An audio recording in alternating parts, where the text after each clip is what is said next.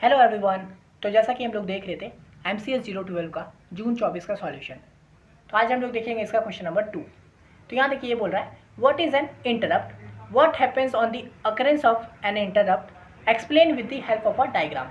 ठीक है, तो यहाँ पे हम लोग को पूछ रहा है कि इंटरप्ट क्या होता है और इंटरप्ट होने पे क्या क्या होता है। ठीक है, तो उसके बारे में पूछ रहा है हम लोग को और डायग्राम बनाने बोल रहा है।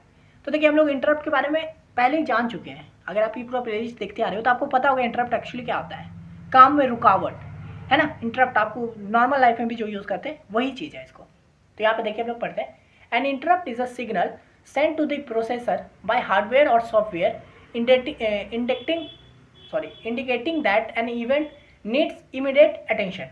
ठीक है, इंटरप्ट क्या होता है, एक तरह का सिग्नल होता है जो कि प्रोसेसर को सेंड किया जाता है किसी के भी द्वारा, या फिर हार्डवेयर हो गया या फिर सॉफ्टवेयर के द्वारा प्रोसेसर को सेंड किया जाता है ये दिखाने के लिए कि भाई ये जो इवेंट है ना, ये जो काम है इसको इमीडिएट अटेंशन की जरूरत है, इसको अभी करने का ज़रूरत है। ठीक है, तो it's temporary holds the current execution flow of a program allowing the processor to address the event.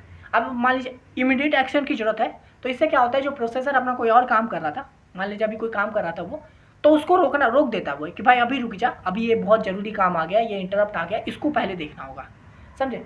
तो वही होता है कि करंट एग्जीक्यूशन को होल्ड पे रख देता है और फिर क्या करता है allowing the processor to address the event, और इस प्रोसेसर को अलाउ कर देता है कि भाई ये जो इवेंट आया है, ये जो इंस्ट्रक्शन आया है, ये जो इंटरप्ट आया है इसको ध्यान दो अभी। ठीक है, after handling the interrupt the CPU resume the execution of the previous programme. उसके बाद ये इंटरप्ट भाई वो प्रोसेसर चेक करता है क्या इंटरप्ट है, जो भी काम है इंटरप्ट को हैंडल कर लेता है। उसके बाद अपना CPU वापस अपने मेन काम पे लग जाता है जो काम कर रहा था वो। समझे? तो इट्स लाइक आप पढ़ रहे हो, ठीक है, अभी पढ़ रहे हो, मैं आया हूँ फिर से, मैं जैसे पहला एग्जांपल दिया था, मैं फिर से, तो आप पढ़ रहे हो, मैं आपको रोक दिया, भाई रुक अभी रुको, जा पानी लेके आ। ठीक है, तो अब मैंने आपको क्या किया, इंटरप्ट कर दिया। आप पढ़ रहे थे, काम कर रहे थे, मैंने उसमें आपको इंटरप्ट कर दिया, बोला कि जा पानी लेके, अर्जेंट है। समझे? तो अब वो काम छोड़ के, पढ़ाई छोड़ के आप पानी लेने गए हो। समझे? आप पानी लेके आए हो, ठीक है, तो पानी लेके आए, उसके बाद आप वापस अपना काम करने लगे, तो वही चीज़ है ये भी। समझे? इंटरप्ट। ठीक है, अब यहाँ पे देखिए कैसे हैंडल करते हैं हम लोग इंटरप्ट को। तो ये है हम लोग का डायग्राम है। समझे? तो इसको आप लोग बाद में देखिएगा, मैं यहाँ पे इसमें पहले आप लोगों को स्टेप में समझा देता हूँ। तो सबसे पहले क्या हुआ, इंटरप्ट अकर्स, यानी कि सबसे पहले तो भाई इंटरप्ट आया। तो when an interrupt is triggered by the hardware device और system event the processor immediately stops its current task to handle it. सबसे पहले तो इंटरप्ट आया, मान लीजिए किसी के भी द्वारा आया, हार्डवेयर या सॉफ्टवेयर किसी के भी द्वारा आया, तो क्या किया, प्रोसेस अपना काम को तुरंत रोक लिया। ठीक है, यहाँ पे कि भाई अभी हमको ये वाला काम करना है इंटरप्ट को।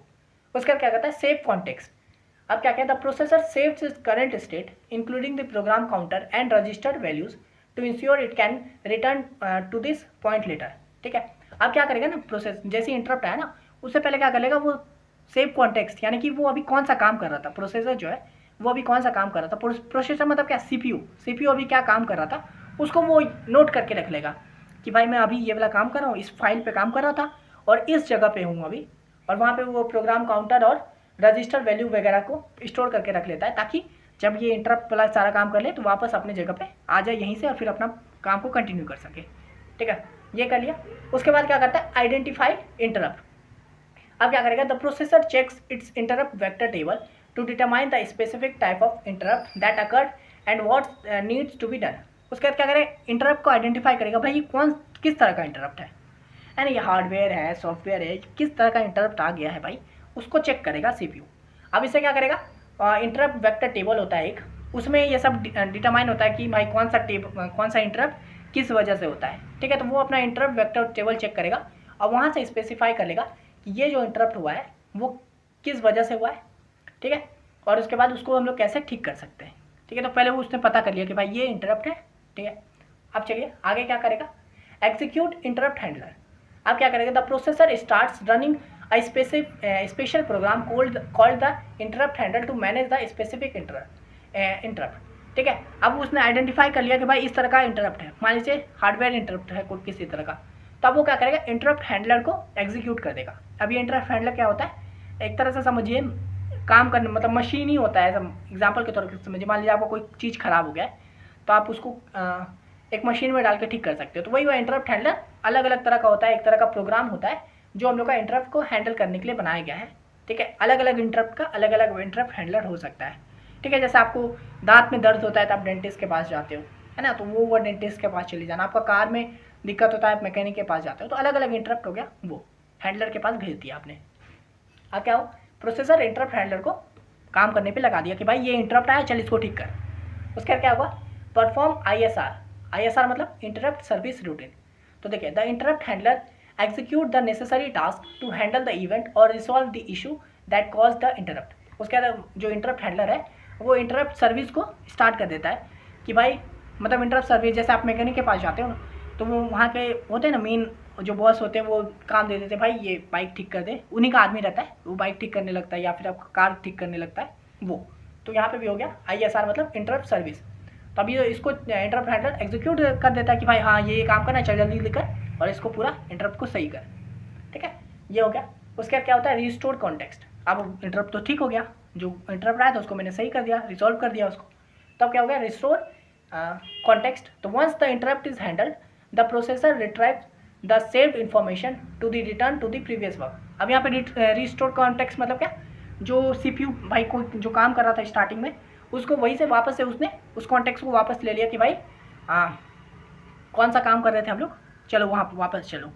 ठीक है, तो वही हुआ, जब हम लोग का इंटरप्ट हैंडल हो गया, the processor retrieve the saved information, वो रिट्राइव कर लेता है वापस से वो सेव इन्फॉर्मेशन को, और वहाँ पे रिटर्न चल जाता है अपने प्रीवियस टास्क पे, जो काम स्टार्टिंग में कर रहा था इंटरप्ट आने से पहले। ठीक है, उसका क्या होता है, रिज्यूम नॉर्मल एग्जीक्यूशन। उसके बाद processor resume the interrupted program continuing from the where it left off. ठीक है, यानी कि वही वापस नॉर्मल काम पे लग जाता है।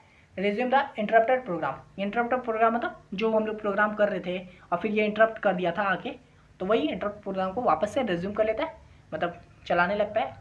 फिर जैसे अब उसको उस काम में वापस से लग जाता है जैसे कुछ हुआ ही नहीं, जैसे कोई इंटरप्ट आया नहीं।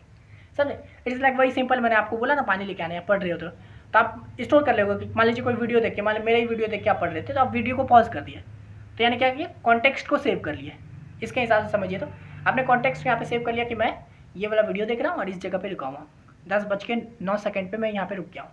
ठीक है, तो उस तरह से आपने कर लिया। फिर आप पानी लाने गए, यानी कि आप इंटरप्ट वाला करने गए, वहाँ जाकर आपने पानी लिया, लेके आ गए, तो लेके आ गए, मैंने काम कर दिया आपने।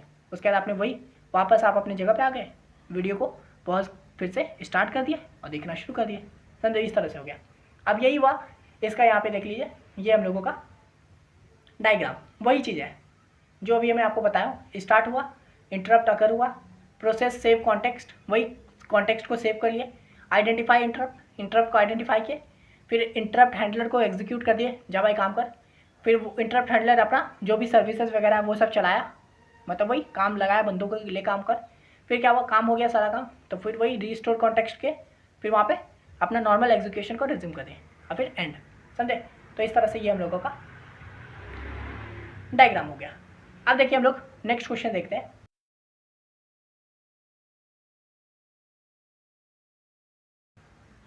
तो ये क्या बोल रहा है, explain one Neumann architecture with the help of a diagram. ये क्वेश्चन भी इंपॉर्टेंट है। ठीक है, तो क्या होता है आर्किटेक्चर, क्या होता है, ये 7 मार्क्स का क्वेश्चन है। चलिए हम लोग देखते हैं one Neumann architecture.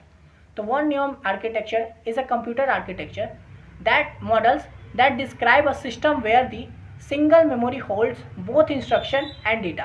This architecture is still the basic for most modern computers. तो वन नियम आर्किटेक्चर क्या होता है, कंप्यूटर आर्किटेक्चर होता है जो डिस्क्राइब करता है एक तरह का सिस्टम को जिसमें सिंगल मेमोरी, जो सिंगल एक मेमोरी होता है वो हम लोगों का इंस्ट्रक्शन और डेटा दोनों को होल्ड करके रखता है। ठीक है, यानी कि इंस्ट्रक्शन, यानी कि उस काम को करने में क्या इंस्ट्रक्शन है वो भी, और मेन जो डेटा है दोनों को एक जगह एक मेमोरी पे स्टोर करके रखने को कहते हैं वन नियम आर्किटेक्चर। समझे, सिंपल ऐसे समझिए, single memory holds both instruction and data, यही काम है हम लोग का वन नियम आर्किटेक्चर का। ठीक है, यानी एक मेमोरी पे हम लोग का इंस्ट्रक्शन भी है और डेटा भी है, दोनों स्टोर है। और ये यही आर्किटेक्चर अभी भी जितने भी मॉडर्न कंप्यूटर्स बनते हैं यही आर्किटेक्चर यूज़ होता है अभी भी। ठीक है, तो यहाँ पे ये हो गया हम लोग का डायग्राम। आप डायग्राम को देखिए कैसे, तो ये हो गया हम लोग का central processing unit. Central processing unit क्या आपको पता होगा क्या है, दो चीज़ होता है, कंट्रोल यूनिट होता है, अर्थमेटिक लॉजिक यूनिट होता है। ठीक है, उसके बाद ये आया मेमोरी यूनिट, यहाँ से सेंट्रल मतलब वही CPU अपना मेमोरी यूनिट में से वैल्यू लेता है, देता है उस तरह से, और यहाँ से इनपुट डिवाइस है, ये सब काम यहाँ पे होता है, फिर आउटपुट हो जाता है शो।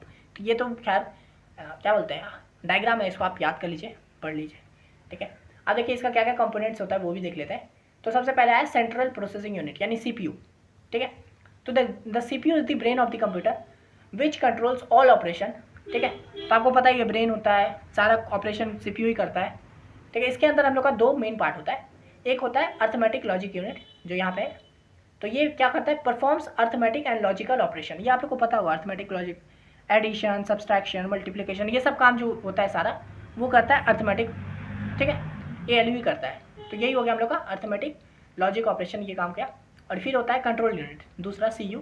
तो ये क्या होता है, manage the execution of instruction bye directing the flow of data between the CPU, memory and input output device. Control unit क्या करता है, नाम से पता चल रहा है, कंट्रोल करना, यानी कि डेटा कहाँ से आ रहा है, कहाँ जाएगा, किस दिशा से जाएगा, कहाँ से किधर जाएगा, वो सब काम करता है control unit. Manage the execution of instruction bye directing the flow of the data, भाई ना डेटा का फ्लो कैसा रहेगा, CPU और मेमोरी वगैरह के बीच में कैसे रहेगा, वो कंट्रोल यूनिट करता है, ठीक है। तो ये हो गया। उसके बाद होता है क्या, मेमोरी यूनिट है ना। तो मेमोरी यूनिट पे क्या होता है, this unit store both data and instruction, it is typically random access memory which can be directly access by the CPU। Memory unit में ही यहाँ पे हम लोगों का डेटा और इंस्ट्रक्शन दोनों स्टोर रहता है, ठीक है।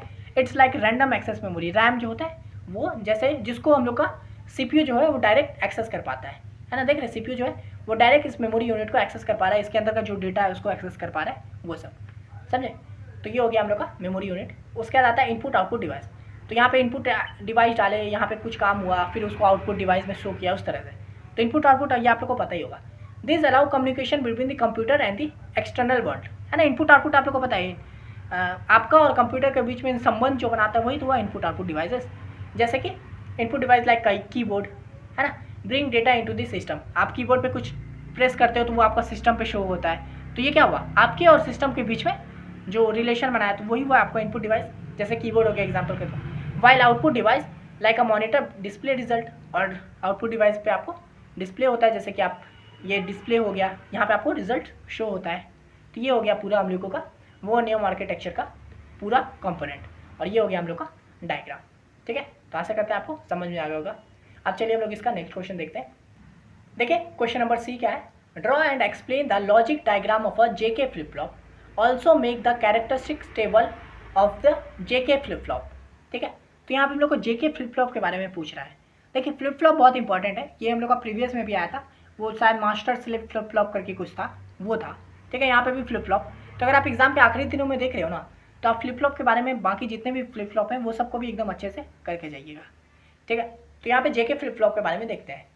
तो देखिए in the SR flip flop when both input S and R 1 then the output of the flip flop is indeterminate, ठीक है। तो देखिए JK फ्लिप फ्लॉप को बनाने की वजह क्या थी ना, SR flip flop. SR flip flop समझिए प्रीवियस वर्जन था, JK फ्लिप फ्लॉप उसका अपग्रेडेड वर्जन हुआ। तो SR फ्लिप फ्लॉप में क्या होता था ना, जब हम लोग कोई दो वैल्यू को फ्लिप फ्लॉप में डालते थे, जैसे 0 को डाले, 0 1 को डाले, 1 0 को डाले, तब तो कोई वैल्यू आता था। लेकिन जब हम लोग दोनों वैल्यू जब 1 और 1 रहता था ना, तब वो वैल्यू हम लोग का नहीं आ पाता था, ठीक है, एरर हो जाता था, उसका वैल्यू हम लोग का फाइंड नहीं हो पाता था, ठीक है, इनडिटरमाइंड रहता था, ठीक। इसी प्रॉब्लम को सॉल्व करने के लिए JK फ्लिप फ्लॉप को बनाया गया। तो देखिए वही लिखा है, that issue can be resolve using the JK flip flop. इसी इशू को ठीक करने के लिए JK फ्लिप फ्लॉप को बनाया गया। Similar to the SR flip flop, the JK flip flop has 2 inputs, ठीक है। तो SR फ्लिप फ्लॉप में भी 2 इनपुट्स होते थे, JK में भी 2 होते हैं। And using the 2 inputs the flip flop can be set, reset, hold और टॉगल्ड, ठीक है। और यही 2 इनपुट से हम लोगों का फ्लिप फ्लॉप में क्या होता है, सेट कर सकते थे, रीसेट कर सकते थे, आगे आप समझ जाओगे ये सब का मतलब, होल्ड कर सकते थे और टॉगल्ड कर सकते थे। टॉगल्ड यही मेन चीज़ जो है ना, टॉगल्ड, यही हम लोग का JK फ्लिप फ्लॉप में आया है। SR फ्लिप फ्लॉप में यही चीज़ नहीं हो पाता था। तो यही देखें, and unlike the SR flip flop in the JK flip flop when both inputs J and K are 1 then the output of the flip flop is toggles, ठीक है। यानी कि SR फ्लिप फ्लॉप में क्या होता है, अनडिटरमाइंड नहीं आता था वैल्यू, जब दोनों 1 रहता था। इसमें क्या होता है, वैल्यू टॉगल्ड हो जाता है, ठीक है। अब ये टॉगल क्या होता है, आगे हम लोग इसको अच्छे से समझ आएंगे, टॉगल्स, ठीक है। तो यहाँ पे देखिए हम लोग ट्रुथ टेबल देख लेते हैं पहले। ये हो गया क्लॉक, इसको छोड़िए, पहले J और K पे ध्यान दीजिए। तो ये आप लोग को पता है 2 वैल्यू है, तो अब इसका सेट कितना बनेगा, मैंने क्या बोला था, सेट कितना बनता है 2 का पावर n। तो यहाँ पे हम लोग का 2 वैल्यू है, यानी कि 2 का पावर 2 यानी 4। तो जब 4 रहता है मतलब क्या, स्टार्टिंग का 2 0 2 1 फिर 0 1 0 1, ये चीज़ आप लोग को आता होगा, ठीक है। तो देखिए JK फ्लिप फ्लॉप में जब दोनों 0 है तो Q1, दोनों 0 मतलब कि होल्ड कर गया, यानी कि जो वैल्यू पहले था Qn में जो वैल्यू था वही हो गया, ये Qn+1 है। ठीक है, अब देखिए कोई भी फ्लिप फ्लॉप होता है ना, इसमें हम लोग का Qn प्लस मतलब कौन सा वैल्यू आएगा ना, इसमें हम लोग को पहले अज्यूम करना होता है। उससे पहले मान लीजिए आप पहला ही चला रहे हो ना, तो भी आपको अज्यूम करना होगा कि इससे पहले 1 आया होगा या फिर 0 आया होगा। तो Qn में जो भी वैल्यू रहता है 0 और 0 डालने पे वही वैल्यू आता है। ठीक है, 0 और 1 पे रहेगा तो हम लोग का J पे देखिए जो वैल्यू है वही आया, 0 पे आया, 0 और J पे 0 K पे 1 है तो हम लोग का क्या आया, 0 ही आया। ठीक है, इसको क्या कहते हैं, रीसेट कहते हैं। 0 आना मतलब रीसेट, 1 आना मतलब सेट। ठीक है, तो इसको कहते हैं रीसेट। आगे आप लोग और अच्छे समझ जाओगे। फिर देखिए जब J पे 1 है और K पे 0 है तो फिर भी हम लोग का आउटपुट क्या आया, 1 ही आया। मैं क्या बोल रहा हूँ, एक तरह से जो J पे है वही आ रहा है तो 1 आ गया। ठीक है, उसके बाद देखिए जब J और K पे 1 और 1 आता है, यहीं पे SR फ्लिप फ्लॉप मात खा गया था। ठीक है, लेकिन इसमें JK फ्लिप फ्लॉप में क्या हो गया, ये टगल हो गया। देख रहे Qn का पावर बाहर लग गया। टगल मतलब क्या, 0 था तो 1 हो गया, 1 था तो 0 हो गया, चेंज हो गया, समझे। तो ये हम लोग का पूरा टगल है इसका। अब यहाँ पे देखिए लॉजिक डायग्राम, तो ये हम लोग का लॉजिक डायग्राम, आप इसको याद कर लीजिए। ठीक है, अब देखिए इसको अब मैं कितना भी बताऊँगा आपको, कुछ ना कुछ चीज़ें तो इसमें अधूरी रह ही जाएगी, लेकिन मैं कोशिश करता हूँ पूरी तरह से बताने का आपको। ठीक है, तो ये हम लोग का लॉजिक डायग्राम है। तो यहाँ देखिए ये पूरा जो है ना सेम टू सेम, ये पूरा सेम टू सेम हम लोग का SR फ्लिप फ्लॉप में होता है। बस ये जो देखिए ये जो ऐसे जा रहा है, यहाँ से ऐसे जा रहा है इसको, और ये जो यहाँ से ऐसे आ रहा है इसको, अगर इसको हटा देंगे तो ये हम लोग का SR फ्लिप फ्लॉप बन गया। और अगर बस इसको लगा दिया तो ये हो गया हम लोग का JK फ्लिप फ्लॉप। ठीक है, ये कौन सा गेट है, नैंड गेट है, ये भी नैंड है, ये भी नैंड है, ये भी नैंड है। तो हम लोग का J है, ये K है, ये क्लॉक है। क्लॉक मतलब क्या, एक तरह से समझिए क्लॉक बटन है जो हम लोग को स्टार्ट करता है। तो क्लॉक में 1 डालेंगे तो वैल्यू अपना जो भी काम करना है वो करेगा। तो इसको देखिए ये J है, ये K है, तो इसमें पहले J को नैंड गेट से कनेक्ट किया, K को नैंड गेट से कनेक्ट किया। अब इसका जो वैल्यू आया उसको एक और नैंड गेट से कनेक्ट किए, और ये K का जो वैल्यू आया उसको भी एक और नैंड गेट से कनेक्ट किया। उसके बाद यहाँ पे देखिए मैंने क्या बोला था, हमेशा हम लोग को अज्यूम करना होता है कि प्रीवियस कोई वैल्यू आया था। तो यहाँ देख रहे इसका जो वैल्यू आएगा हम लोग का, ये देखिए J का जो भी वैल्यू आया यहाँ से जो आया उसका, अब यहाँ से देखें इसका जो J का वैल्यू जो आगे रिटर्न करके देगा वो हम लोगों का K के साथ कनेक्ट है, और यहाँ पे जो K का वैल्यू आगे रिटर्न करके देगा वो हम लोग का J के साथ कनेक्टेड है। ठीक है, तो यहाँ पे हम लोग को एक तरह से अज्यूम करना होगा ना, यहाँ पे तो मान लीजिए J यहाँ से कोई वैल्यू ला के दिया है, लेकिन ये वाला जो पार्ट है यहाँ तो हम लोग को ये पता चलेगा नहीं कि कौन सा वैल्यू आएगा। ठीक है, इसलिए हम लोग को उसके लिए क्या करना होगा, आगे अज्यूम करना होगा कि भाई Q डैश जो है ये हम लोग का कुछ था, समझे। फिर वो कुछ को हम लोग यहाँ भेजेंगे और फिर इन दोनों के बीच में नैंड गेट लगेगा, और फिर उसका जो वैल्यू आएगा वो यहाँ पे आगे आके इसके साथ होगा, यानी कि Q को भी हम लोग को अज्यूम करना होगा कि Q भी कुछ था, और फिर वो Q का वैल्यू यहाँ पे आके आएगा, फिर इन दोनों के बीच में नैंड गेट होगा। तो इस तरह से काम करता है।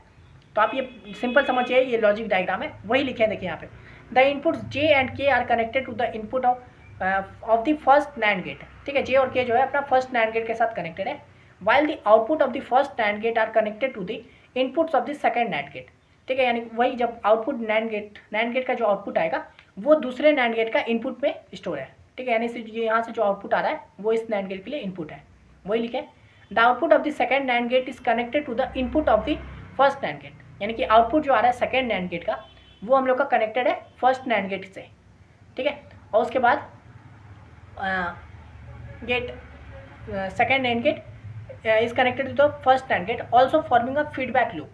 ठीक है, यहाँ पे देखिए हम लोग का ये जो वैल्यू आ रहा है, इसका जो वैल्यू आ रहा है J का जो NANड गेट का जो वैल्यू आ रहा है वो हम लोग का फर्स्ट NANड गेट से कनेक्टेड है, और वहीं K का जो वैल्यू आ रहा है वो हम लोग का J के फर्स्ट NANड गेट से कनेक्टेड है। ये एक तरह का लूप बना रहा है, देख रहे हैं ये एक तरह का लूप है। That's why they are called sequential circuits. The input clock is connected to both the NAND gates and it signal determine when the outputs of the flip flop change. और क्लॉक का मतलब वही, clock का काम क्या है कि बताना कि कब हम लोग का फ्लिप फ्लॉप का वैल्यू चेंज होगा। क्लॉक जब ऊपर रहेगा तो चेंज होगा, जब नीचे रहेगा तो कोई चेंज नहीं होगा। ठीक है, तो ये हो गया पूरा लॉजिक डायग्राम। आप इसको एकदम बेसिक स्तर पे समझिए। अगर आपको पूरा डेप्थ में जाना है तो आपको बहुत सारे वीडियोस मिल जाएंगे, आप देख लीजिएगा। यहाँ पे मैं प्रीवियस ईयर सॉल्व करवा रहा हूँ। अगर आपको SR फ्लिप फ्लॉप आता है आराम से समझ गए होंगे JK फ्लिप फ्लॉप को। ठीक है, तो ये हो गया हम लोग का पूरा JK फ्लिप फ्लॉप के बारे में। ठीक है, अब यहाँ पे देखिए हम लोग को कैरेक्टरिस्टिक टेबल बनाने बोला है इसका। तो ये देखिए हम लोग का कैरेक्टरिस्टिक टेबल ये है। अभी एक तरह के इसको भूल जाइए। तो यहाँ पे क्या होता है, कैरेक्टरिस्टिक टेबल में हम लोग का 3 वैल्यू स्टोर होता है, J, K और Qn। ठीक है, तो ये हो गया हम लोग का Qn, और इसका आउटपुट किस में आता है तो Qn+1। ठीक है, तो इस तरह का हम लोग का कैरेक्टरिस्टिक टेबल बनता है। तो देखिए 0 0 0, जब तीनों 0 रहेगा तो 0 ही रहेगा, फिर 0 0 1 तो क्या हो गया 1। यहाँ पे देखिए मैं क्या बोला था, इसमें देखिए जब दोनों जीरो रहता है तो क्या होता है, जो प्रीवियस वैल्यू है वही रहता है, यानी कि क्यू एन रहता है। यानी कि जब दोनों जीरो रहेगा तो वो जो वैल्यू है क्यू एन पे वही होल्ड करता है, यानी कि वही वैल्यू आता है। तो यहाँ पे भी वही समझिए ना, जे और के जीरो है तो क्यू एन पे जो वैल्यू है वही हम लोग का आउटपुट पे आएगा, यानी क्यू एन प्लस वन पे आएगा, समझे। तो जीरो आया। फिर देखिए जे और के पे जीरो है, यानी मैं क्या बोला, जीरो, जे और के पे जीरो यानी कि होल्ड करेगा वैल्यू, तो क्यू एन पे जो वैल्यू है वही आएगा। तो क्यू एन पे वन है तो इसलिए आउटपुट में भी वन आ गया, ठीक है। उसके बाद देखिए यहाँ पे जब जे पे जीरो रहता है और के पे वन रहता है तो क्या आ जाता है, जीरो वाले मतलब जे वाला ही वैल्यू आता है, यानी जीरो ही आता है, ठीक है। तो यहाँ पे देखिए जे पे जीरो है, के पे वन है और क्यू एन पे जीरो है, तो इस क्यू एन पे क्या है उससे फर्क ही नहीं पड़ता है। मैंने क्या बोला, जब जे पे जीरो है और के पे वन है, यानी जे पे जीरो है तो आंसर हम लोग का जीरो ही आएगा। सेम भी यहाँ पे देखिए जे पे जीरो है, के पे वन है और क्यू एन पे वन है, इससे फर्क ही नहीं पड़ता जीरो है कि वन है, जे पे जीरो है यानी कि आउटपुट में भी जीरो आएगा। फिर यहाँ पे देखिए जब जे पे वन रहता है और के पे वन रहता है, जीरो रहता है तो क्या आता है, जे वाला वैल्यू आता है, यानी वन ही आता है, ठीक है। तो यहाँ पे भी देखिए जे पे वन है, के पे जीरो है और क्यू एन पे जीरो है, तो क्यू एन पे क्या है उससे फर्क ही नहीं पड़ता, जे पे जीरो है और के पे वन है, यानी कि जे का वैल्यू ही आएगा। सेम विथ यहाँ पे देखिए जे पे वन है, के पे जीरो है और यहाँ पे वन है, तो इससे फर्क ही नहीं पड़ता है, जे पे है वन है तो वन आ गया। फिर यहाँ देखिए जे पे वन है, के पे भी वन है और क्यू एन पे जीरो है, तो यहाँ पे देखिए जब दोनों पे वन वन रहता है तो यही तो मेन काम हुआ इस जे के का, टगल करना यानी कि चेंज कर देना। तो दोनों पे वन है तो क्यू एन का वैल्यू जो है वो चेंज हो जाएगा। तो यहाँ पे देखिए दोनों पे वन है, जे पे भी वन है, के पे भी वन है, तो क्यू एन का वैल्यू चेंज हो जाएगा। यहाँ पे जीरो है तो यहाँ पे वन हो गया, ठीक है, चेंज हो गया, टगल कर गया। फिर यहाँ पे देखिए जे पे वन है, के पे वन है, दोनों पे वन है तो क्यू एन का वैल्यू क्या है, वन है, तो वो टगल हो जाएगा, यानी कि टगल होकर जीरो हो गया, समझे। तो इस तरह से ये कैरेक्टरिस्टिक टेबल है, वही मैंने यहाँ पे लिखा है, जे जीरो के जीरो, यानी कि कोई चेंज नहीं, नो चेंज, मैंने बताया ना होल्ड करता है। तो here the output of Q N plus one stay the same, है ना। This means the next state, यानी कि देखिए क्यू एन हो गया अभी का स्टेट, करंट स्टेट, और क्यू एन प्लस वन जो हो गया नेक्स्ट स्टेट हो गया, ठीक है। तो यानी कि next state is just like the current state, यानी कि क्यू एन जो है वही क्यू एन प्लस वन मिलेगा जब जे और के का वैल्यू जीरो रहता है, जैसा मैंने यहाँ पे बताया जे और के दोनों में जीरो है तो यहाँ पे जीरो वन है तो यहाँ पे भी जीरो वन है। फिर यहाँ पे देखिए जब जे जीरो रहता है और के वन रहता है, मैंने बताया था ना, इसको क्या बोलते हैं, रीसेट। तो in the case the next state is reset to मतलब क्यू एन प्लस वन जो है वो जीरो हो जाएगा, no matter what current state is Q N, है ना। मैंने बताया था जब जे पे जीरो है, के पे वन है, तो क्यू एन पे क्या है फर्क ही नहीं पड़ता है, दोनों जे वाला चढ़ जाएगा, यानी जीरो और जीरो आ जाएगा, तो वही लिखा है यहाँ पे। फिर अगर जे पे वन रहता है, के पे जीरो रहता है तो इसको क्या कहते हैं, सेट स्टेट कहते हैं, है ना। जब वन चल रहा है तो यानी कि सेट, जीरो चल रहा है तो रीसेट। तो सेट स्टेट में क्या, वही जो हम लोग का the next stage is Q N plus one, one ही रहेगा, वही ना जे वाला वैल्यू मैंने बताया था ना कि क्यू एन पे क्या है फर्क ही नहीं पड़ता है, तो जे पे वन है तो वन आ गया, के जे पे वन है तो वन आ गया, है ना, no matter what happen in the current state. फिर देखिए जब दोनों पे जे और के पे वन वन रहता है तो इसको कहते हैं टगल स्टेट। इसी में कहता है in this state the output Q N plus one is toggle, so the if the current state is set Q N अगर वन है तो ये चेंज होकर जीरो हो जाएगा, और अगर क्यू एन जीरो है तो वो चेंज होकर क्यू एन प्लस मतलब क्यू वन हो जाएगा, समझे। तो इस तरह से कैरेक्टरिस्टिक है। अब देखिए इसको इतना लिखने का जरूरत नहीं है, ये जो मैं यहाँ पे लिखा हूँ आपको इतना लिखने की जरूरत नहीं है, आप सिंपल लिख सकते हो, जे और के अगर जीरो है तो no change in Q N plus one, ठीक है। When J zero K is one तो this called reset state, in this Q N plus one is equal to zero, इस तरह से लिख सकते हो अपने हिसाब से, नो चेंजेस रिक्वायर्ड। इसको क्या कहेंगे, रीसेट स्टेट कहेंगे, इसको सेट स्टेट कहेंगे, ऐसे लिख दीजिएगा बस। और जब जे और के करेगा तो इसको टगल स्टेट कहेंगे, इट मीन्स क्यू एन जो भी क्यू एन में रहेगा वो क्यू एन प्लस वन में उसका उल्टा हो जाएगा। तो इस तरह से आप अपने हिसाब से कुछ भी लिख सकते हो यहाँ पे, ठीक है। तो ये हो गया, मेन हो गया कैरेक्टरिस्टिक टेबल ये। तो ये पूरा हो गया हम लोग का फ्लिप फ्लॉप के बारे में, ठीक है। तो आशा करते हैं आपको ये वीडियो अच्छे से समझ में आ गया होगा। वीडियो पसंद आए तो लाइक कर दीजिए। अगर आप एग्ज़ाम से कुछ दिन पहले देख रहे हो तो एकदम अच्छे से पढ़ लीजिएगा। अगर आप एग्ज़ाम में देख रहे हो तो आप ज़रूर फ्लिप फ्लॉप के बारे में भी देख लीजिएगा, इसका क्वेश्चन आता ही रहता है, और मैं दिसंबर 23 का करवाएं वो भी ज़रूर देख लीजिएगा, ठीक है। तो इस वीडियो के लिए इतना ही। अगर आपको ये वाला PDF चाहिए तो मेरे को इंस्टा पे मैसेज कर दीजिए, मैं वहाँ पे आपको ये वाला दिखा दूँगा, ठीक है। तो मिलते हैं नेक्स्ट वीडियो में, तब तक के लिए धन्यवाद।